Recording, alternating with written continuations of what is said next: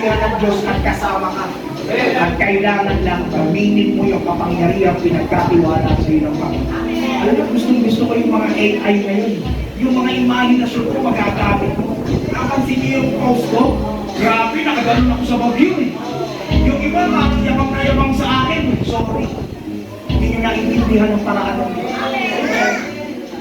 Pag nakikita nila ako, Pastor, para naman ang yabang, hindi nyo alam. At totoo ko nga lang, meron nga ako nila. Church yan, hindi lang naman ako.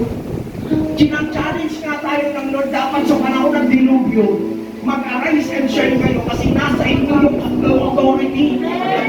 Gaano mang matindi ng bigat ng isang 10 billion truck na ang takbo ay 120. Ano mang bilis niyan, ano mang tuloy niyan.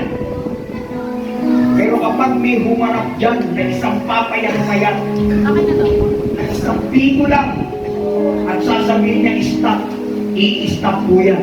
Kasi yung nagpa-stop sa kanya, may authority. Ganyan din ikaw. Kaya ako excited ako eh. Yung iba natatakot ako, yun na yung big one, yan yung big one. Sabi ko, it's God's show time. Paparayas ka ng bagyo, hindi palayasin mo naman ang mundo ngayon. Di ba natakot? Sana tumatakot? Okay?